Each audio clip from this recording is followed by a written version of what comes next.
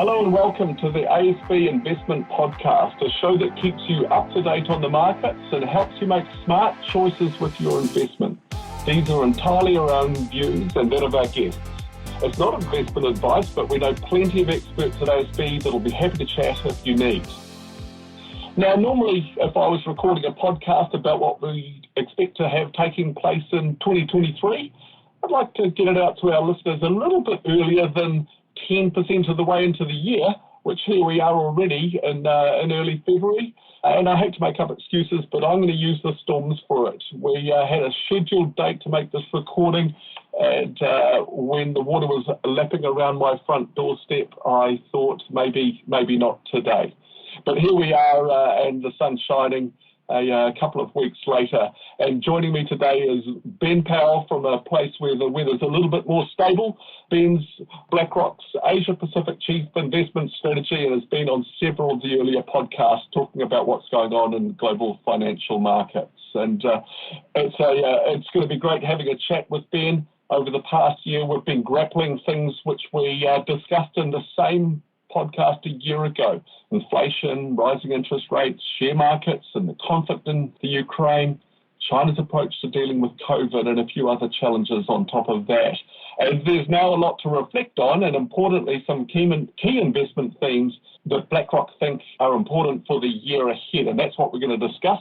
So welcome back, Ben. Great to be with you guys, and I hope everyone kept safe during those astonishing storms, the atmospheric rivers, which was a new term I hadn't heard before, but sounded biblical. You're right, here in Singapore, it is 32 degrees with a chance of a storm around 3 p.m., so we don't have so much unexpected outcomes, but as I say, hope everyone doing okay, and please we could reschedule and get this arranged, because there's definitely a lot to discuss, CTB. Oh, good stuff. Good to have you back. Hey, we don't need to talk about the weather because we know it's always the same up there. There's no need for a suit jacket. That just lives on the back of your chair. How was the festive season for you, and what did you get up to? Yeah, it's been a very busy few weeks one way or another. So I've got 4 young children, so Christmas is obviously peak chaos / fun, I guess, some blend of those two. And then as we've rolled into early January, markets have been lively, I think it's fair to say. And with Asia sort of opening, I was actually able to get out on the road for the first time in 3 years and get out to 7 or 8 different countries, which is obviously fantastic. It's kind of the best part of the job, frankly, is to be actually in the room with real people discussing these ideas. So it's been very busy across the whole portfolio, if you like, of family and work life, but broadly all in how can we say, trending positive, I guess, in a broadly positive direction. How about you, CTB? Yeah, well, we were the same. We had our first Christmas with my brother, who has been stuck overseas for a few years, but this year was the first one we all got back together, which was fantastic. And as usual, that meant that we ate too much food. But the weather was nice. This was pre the atmospheric river, and so we got in a bit of exercise as well. So a fantastic time, and a nice break from what was a pretty challenging year for investors. That's for sure. And here we are a month into this year, and it's been nice to have a month where all the asset classes have moved in a favourable direction generally for investors. But reflecting back on a year ago, we were comparing our virtual Christmases, and we were talking about central banks getting underway with interest rate increases. I've got to acknowledge that over 2022, rates went up a lot more than I expected and at a faster pace than I've expected. And here we are a year later, and the talk amongst investors is, when will the tightening end? When might an easing cycle begin? Yield curves are inverted, but not many central banks are talking like the battle's over yet, so that's an interesting thing. So let's start with, how did your thinking on interest rates change over 2022? And what are you thinking for central banks and their interest rate outlook over 2023? I'm interested in your thoughts all around the world, but let's start with the US and then get on to Europe and the UK. Yeah, no, it's a key question. So I think I'd give us like a B plus maybe, if I'm being self-generous. I think we diagnosed the inflation problem pretty well. So we at the BlackRock Investment Institute have been talking about inflation's going to be higher for longer than the world thinks. So we've been talking about that for a couple of years, actually. Our diagnosis is that there are supply changes in the global economy, demographics, Chinese labor force is shrinking, energy transition, deglobalization, all of that kind of comes together to, for us, create a kind of higher inflation and a sustained higher inflation. So I think we kind of got that bit not too bad, but I guess somehow, CTB, we didn't have sufficient courage of our own conviction, which was, like you, I definitely did not expect to see us, close to 5% and a discussion as to whether Fed can go beyond 12 months ago. So we sort of got the inflation frame broadly right, but the aggression with which the Fed in particular pivoted away from transitory, right? That seems like 2 lifetimes ago that it was transitory. They pivoted away from transitory to, oh my goodness, this is a real thing and we need to smash it, right? We need to be very aggressive because we don't want to go back to the 70s. We don't want to have inflation expectations become de-anchored, all of that. And like you, we have been surprised with the pace of the increases. I would say, from here, we do think, as I said, slaying the inflation dragon, it seems to me and to us, is the top priority and continues to be the top priority. So not to take any of the fun away too early, but we're a little bit concerned if the market is expecting a near-term pivot from the Fed, meaning they start to cut rates. We just don't see that. Inflation is a big deal. Yes, it's come down, but it's still, in Chair Powell's opinion and the Fed's opinion, it's still much too high, which I think is true. And therefore, declaring victory too early would be, they think would be a mistake. So inflation's going to hang around, continue to fight it. That's been the story of 22, I guess.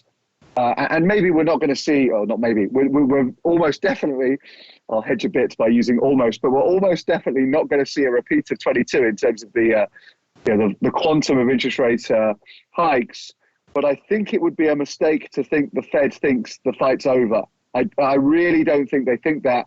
And if anything, they kind of want to over-crush inflation. That's the preferred mistake, rather than allow that 1970 scenario to come back. That is, I think, if Chair Powell wakes up in the middle of the night with a nightmare, his real nightmare is going back to the 70s, memories of Arthur Burns, all of that.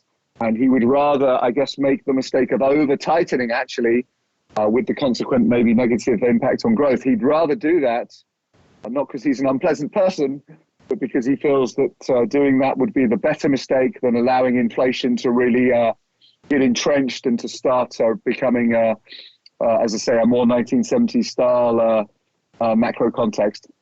Yeah, and I think he said, and I'm paraphrasing, that they've learned their lessons from history, and I'm sure they're reflecting on the just ongoing battle there. And this stitch in time saves nine sort of idea has certainly been one that I think has been in the Reserve Bank's favour here, where they got started early. And it seems like a similar story in UK and Europe over recent weeks, that although markets are thinking about, hey, are we getting there yet? Central bankers are very keen to point out that they've got more work to do.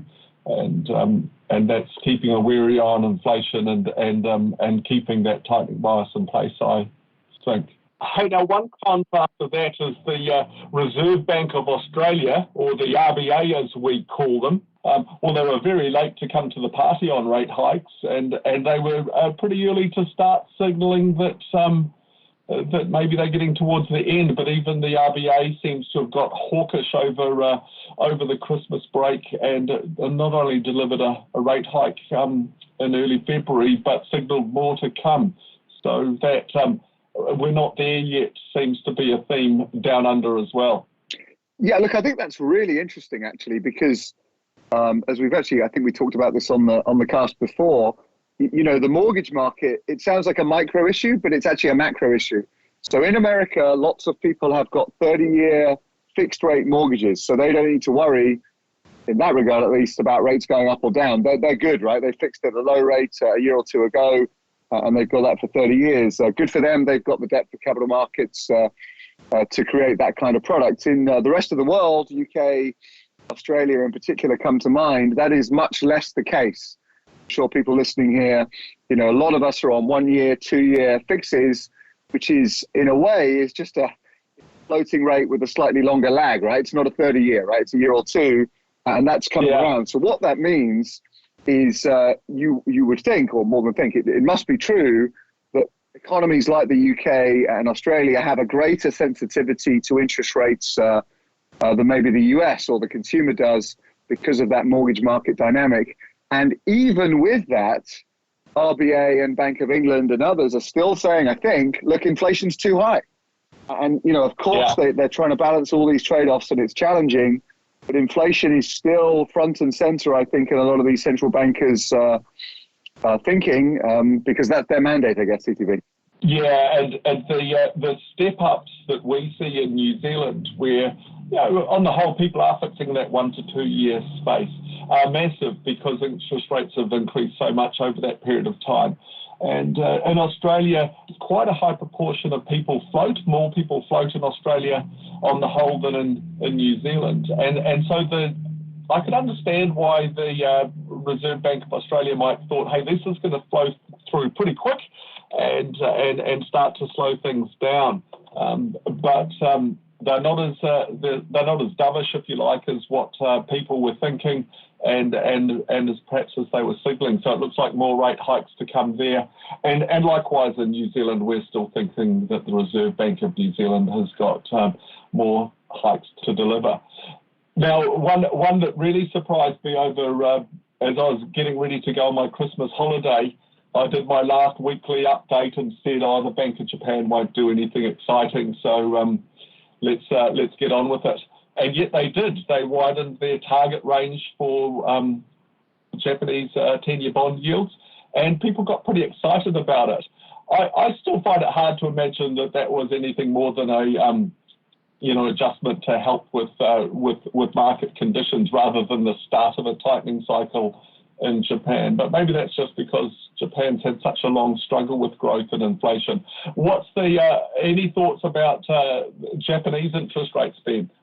Look, I think it might be interesting, and I think we should preface maybe for younger listeners here who aren't so familiar with just what a difficult a trade, let's say, Japan has been over the last many decades. It earned the moniker the Widowmaker, with people trying to, I guess, bet on or play for and invest in the idea that Japanese rates might go up.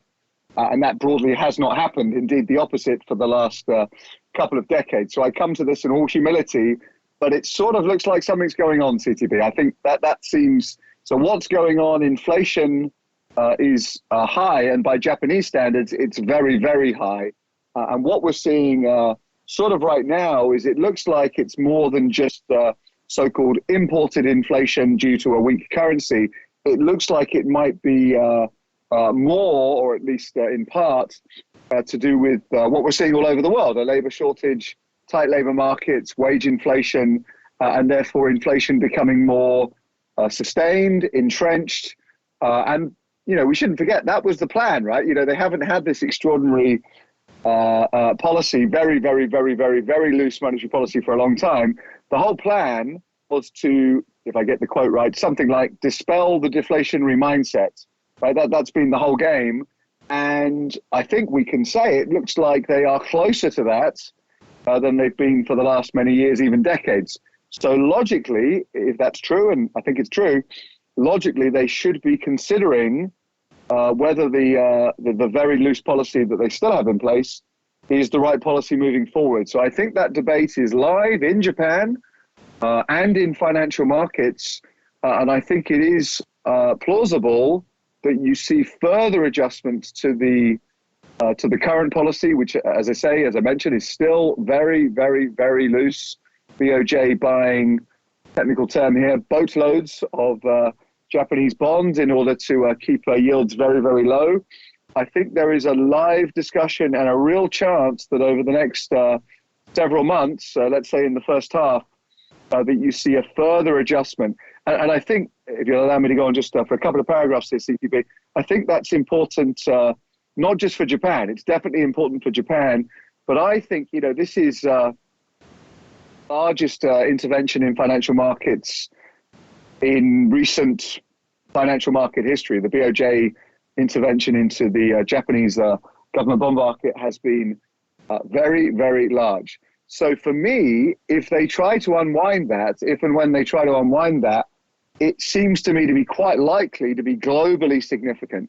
So you'll remember a few months back in my home country, the UK, we had a prime minister for 43 days. Things didn't go that well. And there was a UK kind of wobble, let's call it a wobble, which nearly became a global risk-off moment. Then the Bank of England had to come in and save the day. So let's see. But if the BOJ do adjust policy, given the, as I say, it's hard to exaggerate the scale of the intervention. I just don't know, CTB. I just, just thinking about it almost as a layman here, just how do you unwind the world's biggest financial market intervention without causing a few ripples? I don't think you can. So I think this is something we should be aware of, not just from a what does it mean for Japanese equities perspective, although that's important and interesting, but actually for a global, potentially for the global read-through, because I think this will likely ripple through in a way which is interesting and maybe even quite significant directly for global rates, for global interest rates, but maybe even for global risk more broadly. So I think, as I say, in all humility, because this has been a tough one for a couple of decades, but I do think when I look at the inflation landscape, it's very high by Japanese standards, and therefore makes sense that there is a clear discussion and maybe even action as to evolve policy in line with the new inflation dynamics, because, as I say, CTB, they do seem like they're different now than they've been for the last couple of decades. Yeah, I agree. I think it's going to be fascinating. And on a personal note, I think I've mentioned in an earlier podcast, my partner's Japanese, and Sanai and I are going up to Japan to see family for the first time, for me at least, since 2019. And because I'm a financial geek, I always wander into the banks up there and have a look around. One of the things which I had to do a bit of adjustment on my trips was I get used to walking in and seeing a blackboard rate somewhere. Here it might, today if we walked in, you'd see a 5.3%, or a few years ago it would have been a 1.3% for a term deposit rate. And when I got to Japan and I was looking at their equivalents, they were like 0.01. And I thought, they must talk about rates just using decimals, not percentages. But in fact, that was actually a percentage return that you'd get on your money. So I'm very much looking forward to going and seeing those bizarre sites that you see in Japanese banks where people have essentially received nothing for their money for years and years. And we'll see how things change over the next few years. And I'm looking forward to getting back up there and seeing family, but also checking out how Japan itself is going. Hey, now, tightening into BlackRock's research and outlook for the year ahead, it seems that a key theme for people to get their heads around in investment markets at the moment is that central banks, rather than coming to the rescue to save and prop up growth like they have done so many times over the past decade, including the pandemic, central banks are now deliberately causing recession by tightening monetary policy so tight to tame inflation, if we put it into simple terms.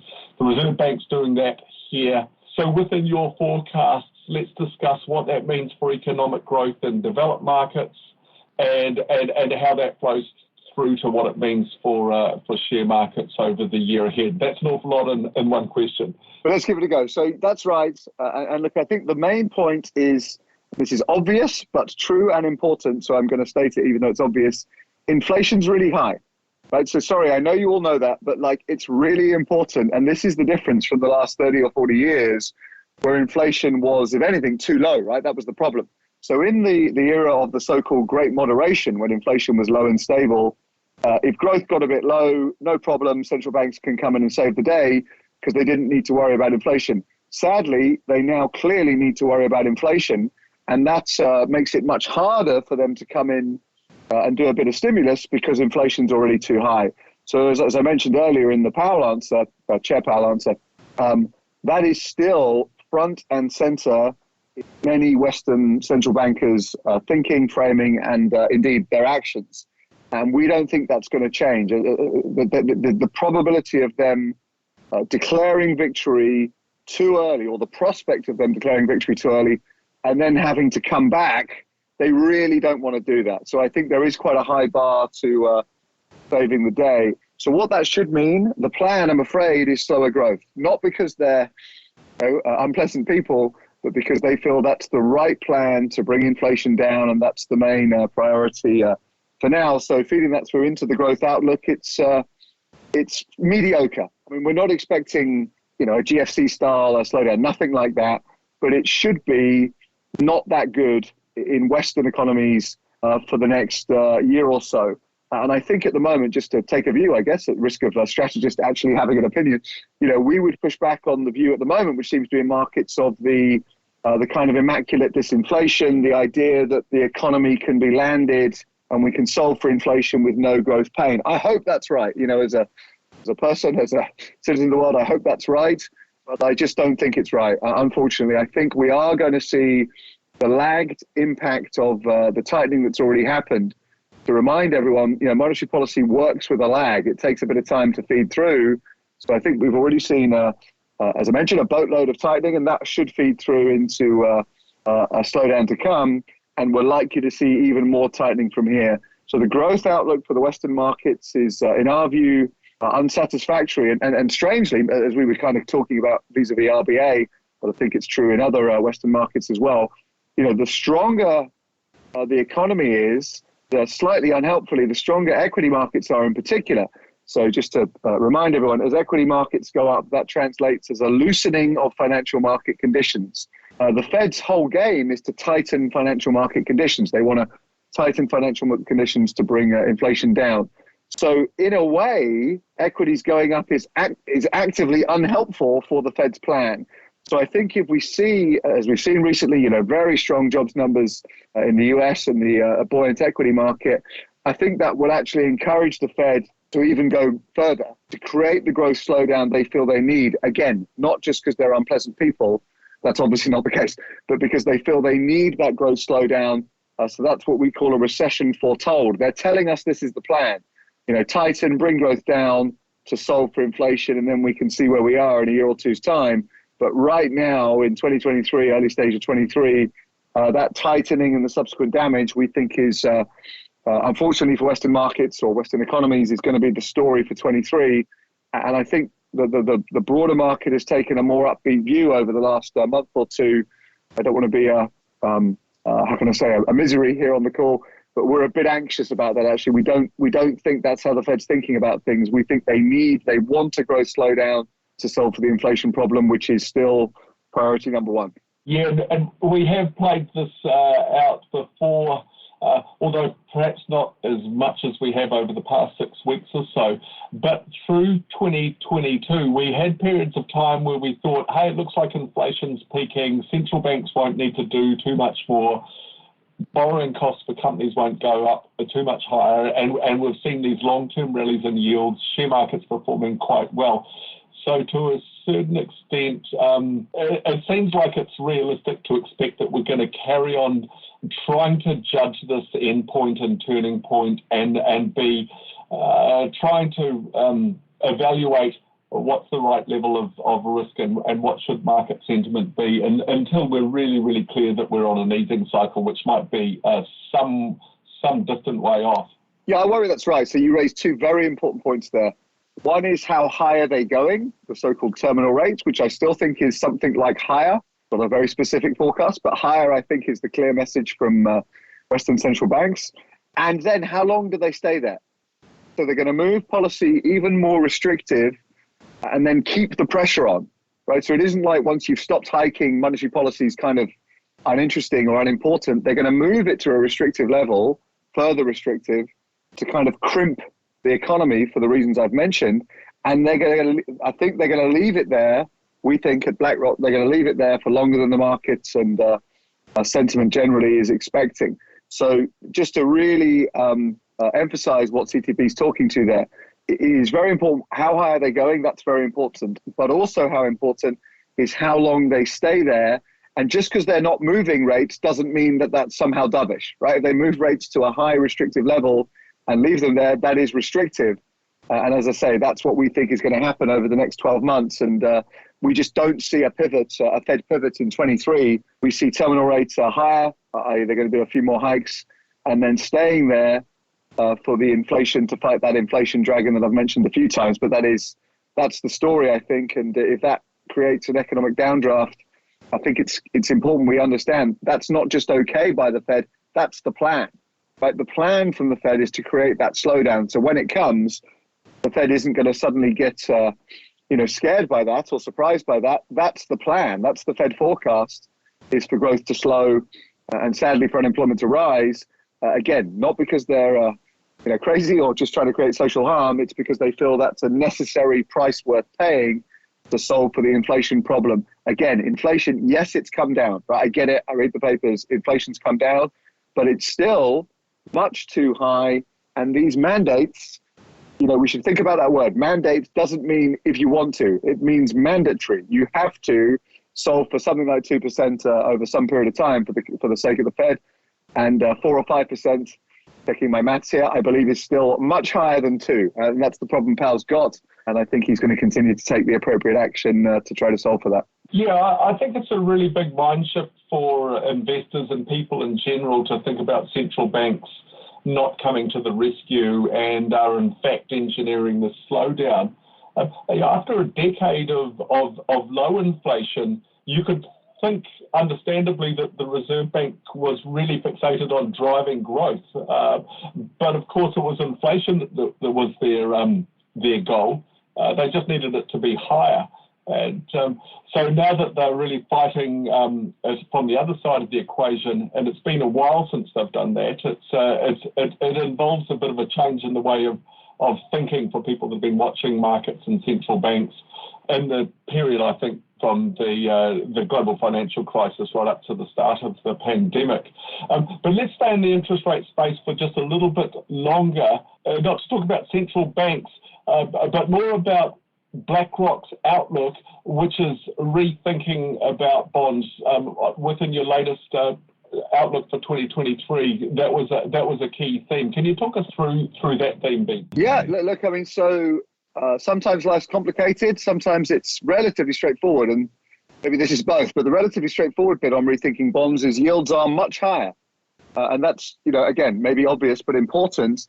So if we think about income over the last 10, 15 years, it's been very hard to source income, and we've all had to be more creative in how we solve for our income needs, be that for your pension or for your trying to put your kids through college or anything in between.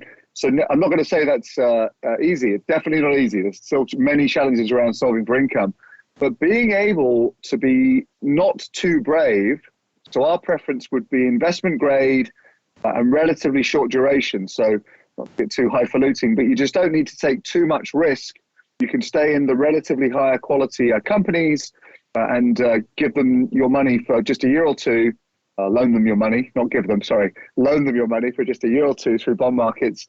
And depending where you pick your spots, you're earning 5-6% yield, which is pretty good. It seems to us is pretty good. So we think you've got this nice situation where in global credit markets, you don't need to be too heroic, get too over your skis. You can if you want, of course. There's more return for a little bit more risk, and some people will be down with that, and that's fine. But for us, the attraction of being not too brave and able to earn 5-6% in relatively shorter term, high quality investment grade company credit, we think is kind of very attractive. So we are, as maybe my talking my words through this podcast have made clear, we're a little bit anxious about Western equity markets, I guess, for the reasons I've talked about. We think the Fed's going to do what it's due, growth, all of that. So where would we be relatively deploying risk? Absolutely into this space. Income is important. That's true. And interest rates yields are much more attractive than they've been for, a generation, right? For a long time. And we think portfolios should evolve kind of structurally in the direction of being able to harvest, pick up a bit more income. Where would we go? Few areas we would highlight, but I think the most obvious one is global investment grade, where again, you don't need to be too brave. These are the good companies, the relatively better companies. and you can get yields of, it depends exactly where you go. So I don't want to be too granular here, but something like 5, even 6% to us looks pretty good. Yeah, it's interesting how things change, and I'll sound old here, but when I first started out in the investment space, and we're working on things like diversified funds of New Zealand shares, where we thought we might be able to get 8 to 10% return for customers, which is a pretty good return, I think, in hindsight. But when a Kiwi customer could get 7% or slightly higher from a term deposit with the bank, they weren't really that much interested in the extra percent or so I thought I could earn for them. And so where rates might settle is an interesting question for investors here now. But the fact that term deposit rates have got up to 5% here in New Zealand does make people a little bit more comfortable with those lower risk investments, which is understandable. But to me, the rub is inflation and living with inflation. And over the year ahead, our forecast for the inflation rate will probably erode most or all of the return on a term deposit. If we tame the beast and inflation comes back down to 2% or around the Reserve Bank's target, then the percent rates we're offering for 5 years will have a real return. So this brings me to the third theme within BlackRock's outlook of living with inflation. So what sort of rates of inflation are you expecting that people will have to live with over the next few years? And then in turn, for our investors, how do you think that should impact their investment choices? So something like 3 is the new 2. So we think getting inflation down from 9 to 4, let's say, clearly I'm painting in broad strokes here, but something like getting inflation down from 9 to 4 is, again, I don't want to say it's easy, but that's relatively straightforward and can happen very fast, I think, as we're seeing. But eking out that last 100 or 200 basis points, really wringing out inflation to get it all the way down to 2, we think is going to be super hard. And our judgment is actually from the Fed, other central banks, obviously, but the Fed is the big one.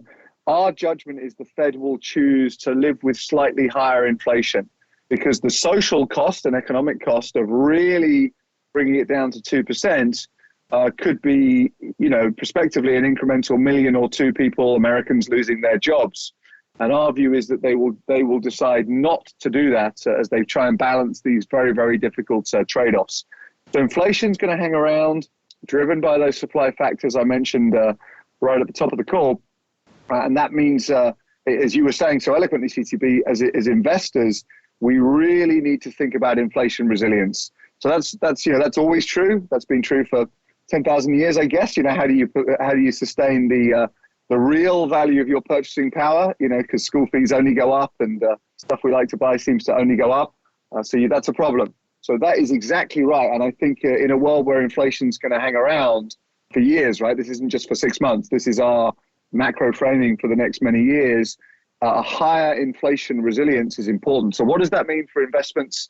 Again, these are very broad strokes, but broadly, it should mean more real assets in the portfolio, meaning those assets that can keep up with inflation one way or another, and slightly fewer nominal assets. So nominal assets are things like government bonds, which pay you a yield, but that yield doesn't adjust as inflation gallops away or whatever, stays relatively high over the next years. So clearly we do think, as I just mentioned in the Rethinking Bonds section, there are certain areas of fixed income which we think are attractive, even very attractive. But this inflation context, I think, is something we all need to think about. If inflation is 3 or 4%, not just for 1 year, but for many years, that's a real threat to your savings over a 3, 5, 10-year horizon, because inflation is insidious, right? It just keeps nibbling at your savings year after year after year, and you check in after 5 years and you think, goodness, I can't afford as much stuff as I thought. So having, for us, a concern that inflation is going to be higher for a long time, I think has got profound, again, I don't want to get too sort of grandiose here, but I think it is a big deal, right? And should mean that when we think about our baseline portfolio, our normal portfolio, if you like, that probably needs to evolve, or not probably, for us, it needs to evolve away from, let's say, portfolio norms of the last 20, 30 years towards a sort of starting point where inflation resilience is more front and center in how we think about constructing portfolios to keep our purchasing power and actually even make some real returns over time. Yeah, I think those are really good points. And I think what central banks decide is acceptable as an inflation range is incredibly important. And I'll reflect on being old. As an economist, I'm always really jealous of the young graduates that we employ and their latest and greatest ideas and that sort of thing. And basically, they make me want to be 25 again. But given that I'm twice their age, I do have the benefit of experience. And in the 90s here in New Zealand, we started out with a 0 to 2% inflation target. We were really tough on inflation. We still had the hangovers of the views on inflation from the 70s and 80s. And what that meant was we ran tight monetary policy with high interest rates, including term deposits. But it was tough on the economy, and they relaxed those rates to try and, so the inflation tolerance went to a 1 to 3% target range, which ultimately meant that we got a little bit more growth, a little bit more inflation, but slightly lower interest rates. And what we choose to do with that going forward will impact not only the inflation that a central banker might tolerate, but also what we could expect in terms of interest rate responses. So I think those will be important things to watch over the years ahead as we adjust, if it is, to a slightly higher inflation environment that we've had in the past. Hey, but for people listening, why don't we wrap up with a bottom line? What all this means for the way that BlackRock thinks about managing people's retirement or long-term savings over 2023 and over the year ahead. So, Ben, anything from the very enjoyable read, the investment playbook for the year ahead? Yeah, so for the year ahead, I think, as I've mentioned, we are still a little bit concerned that the plan is to slow growth in Western economies. That's the plan. So that should have a slightly chilling effect on risks. So I guess our broad framing would be a little bit cautious. My joke when I'm down under is we're a koala bear, not a grizzly bear, right? So we're not as I say, it's not a GFC, nothing like that, but a little bit cautious because we think there's more work to do from the central bankers to bring growth down, and that's yet to fully play out. That doesn't mean just hiding cash, as CTB was saying. There are some attractive term deposits, and that's more than fine. But a diversified, well-balanced portfolio, thinking about, unfortunately, inflation is a problem, keeping a balance, not getting too over your skis with any particular investments, and but maybe evolving your portfolio in 23 for that slightly more inflation resilience. We think, if you like, strategically, CTB, that's kind of the big story for 23 is, is my portfolio fit for purpose in a world where inflation is going to be higher for longer? So that's the question we're kind of posing. And I'm sure you and your guys can help clients with specific solutions, but coming at it from a big picture, that's probably our main takeaway. Yeah, I think those are very consistent with some of the themes that we've been thinking about, and particularly as we go through this period of very high inflation. In New Zealand, we're knocking around 7% inflation. Making sure your money is in the right place is as important as ever, and that's where we're happy to help. Hey, Ben, it's just been fantastic to talk to you over the last half hour, as it always is. I hope our listeners have enjoyed it, and I'm sure we'll be emailing to get you back onto a podcast over the months ahead. So thanks a lot for your time. Great to talk with you, CTB, and hope everyone keeps well in the weather. And hopefully, maybe we can do one of these in person in the not too distant future. But great to be with you today. Thanks and all the best. Yeah, thanks you. And a face-to-face podcast would be great. That's a good goal for the year ahead. Thanks, Ben. Thanks for listening to the ASB Investment Podcast. If you have any thoughts on today's episode, or if there's anything you'd like us to discuss on a future show, get in touch at podcast@asb.co.nz.